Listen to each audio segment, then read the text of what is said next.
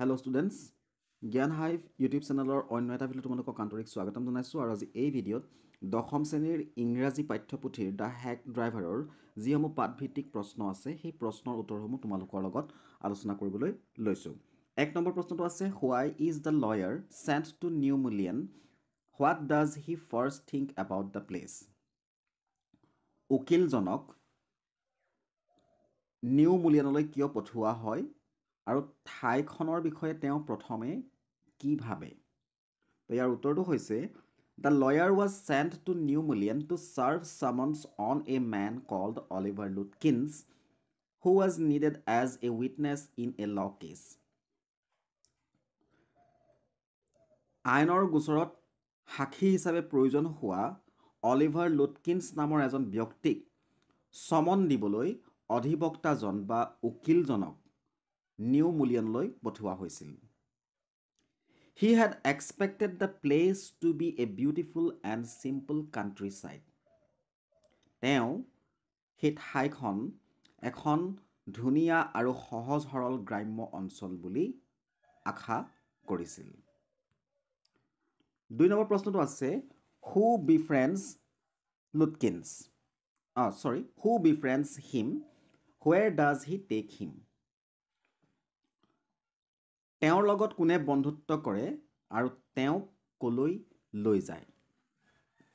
ইয়াৰ উত্তৰটো হৈছে The lawyer was befriended by a hack driver who introduced himself as Bill Magnuson.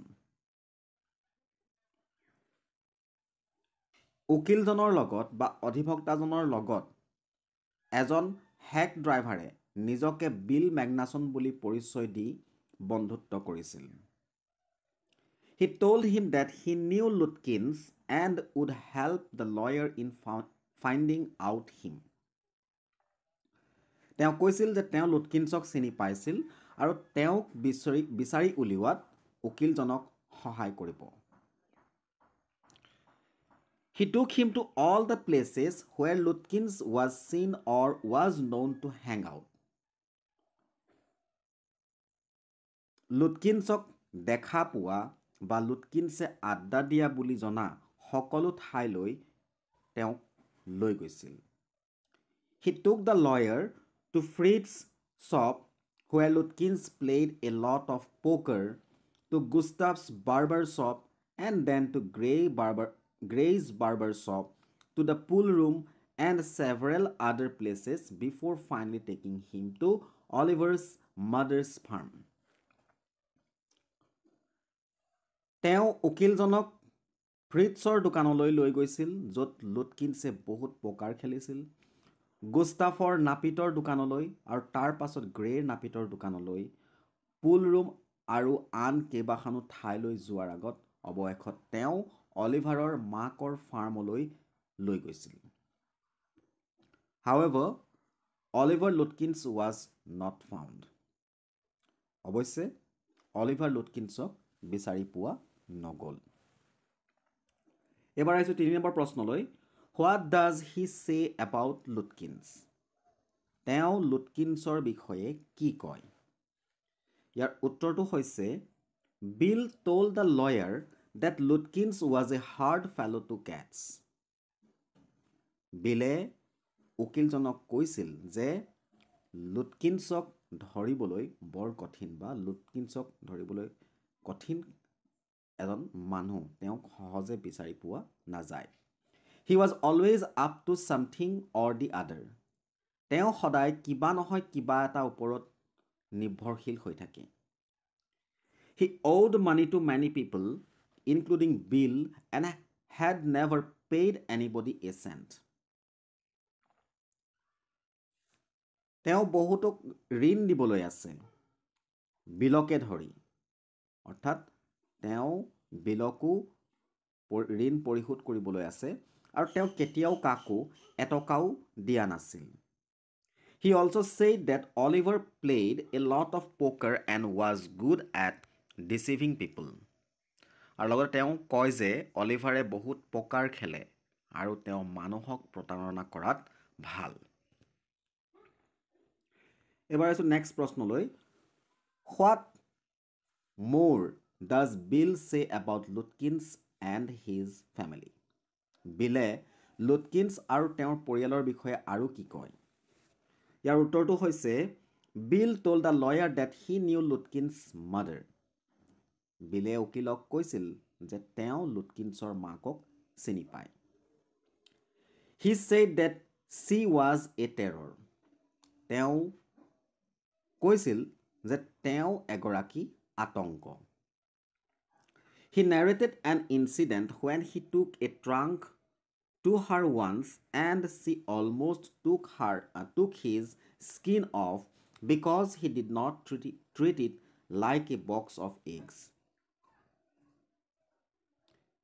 তেওঁ এটা কাণ্ড বৰ্ণনা কৰি কৈছিল যেতিয়া তেওঁ এবাৰ তেখেতৰ ওচৰলৈ এটা ট্ৰাংক লৈ গৈছিল আৰু তেওঁ প্ৰায় তাৰ ছালখন খুলি পেলাইছিল কাৰণ তেওঁ সেই বাকচটোক বা ট্ৰাংকটোক কণীৰ বাকচৰ দৰে ব্যৱহাৰ কৰা নাছিল। He also said that she was about 9 feet tall and 4 feet thick. লগতে তেওঁ ক'লে যে তেওঁ প্ৰায় 9 ফুট ওখ আৰু প্ৰায় 4 ফুট শকত। She was very quick and could talk a lot. তেওঁ বৰ খৰখেদা আছিল আৰু বহুত কথা ক'ব পাৰিছিল। He said that Oliver must have heard that somebody was chasing him and consequently would have gone into hiding at his mother's place. তেওঁ ক'লে যে অলিভাৰে নিশ্চয় শুনিছে যে কোনোবাই তেওঁক খেদি ফুৰিছে বা বিচাৰি ফুৰিছে আৰু ফলস্বৰূপে মাকৰ ঠাইত লুকাই থাকিবলৈ গৈছে।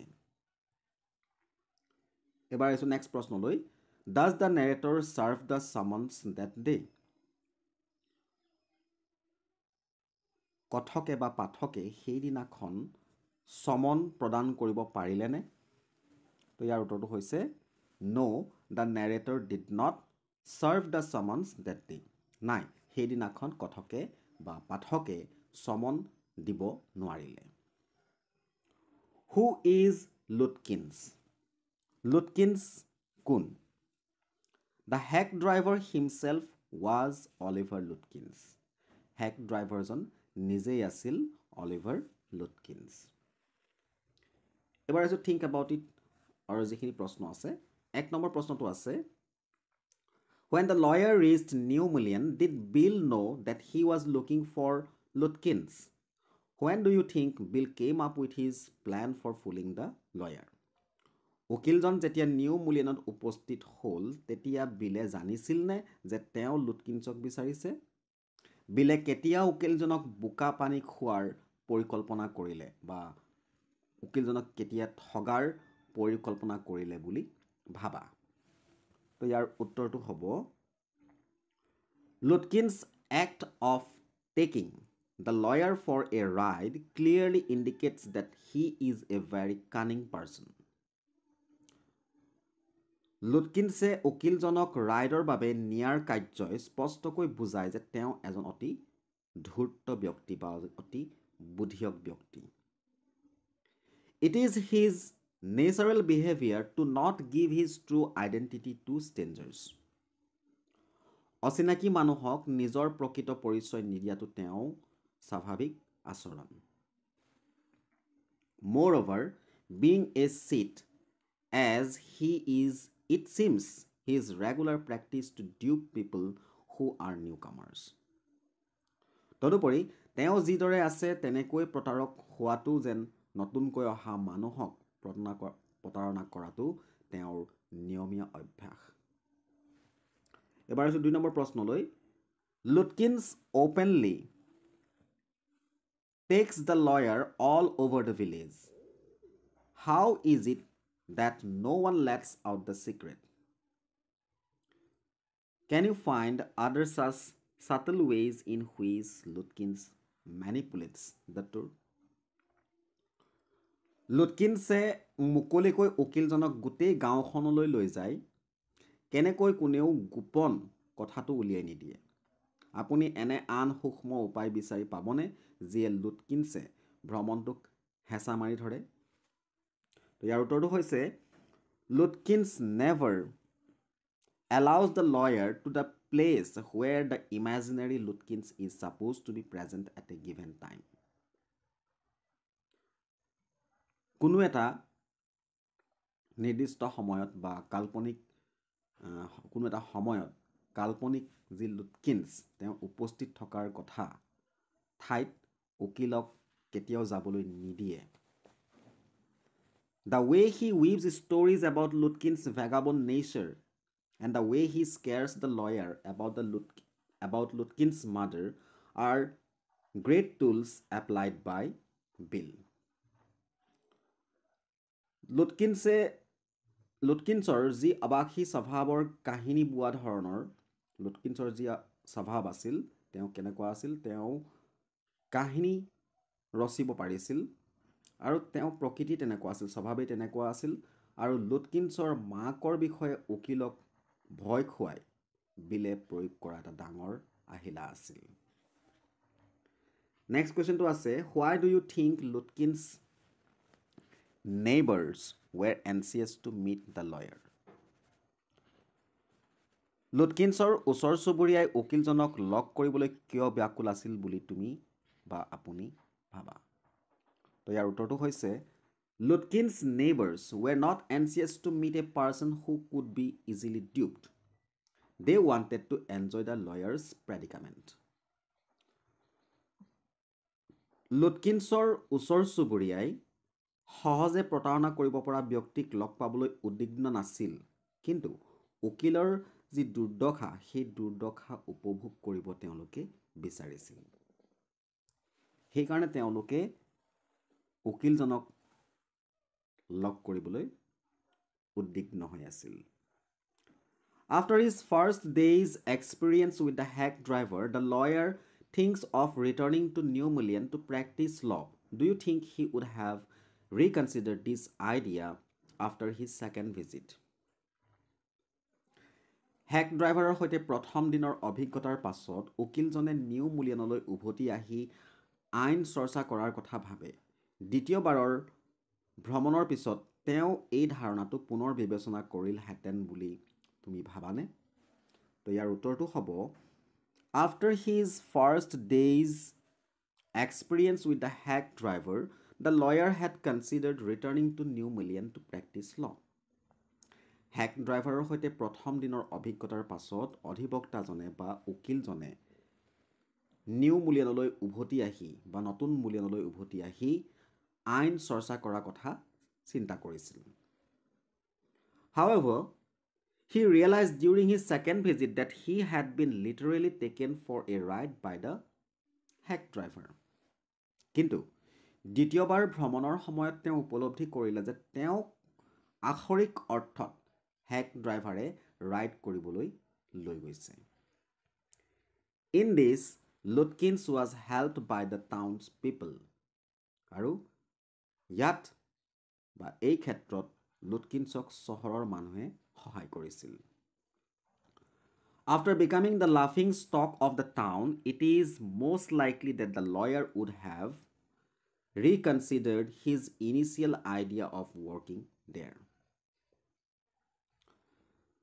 চহৰখনৰ মানুহবিলাকৰ হাঁহিৰ পাত্ৰ হোৱাৰ পাছত উকিলে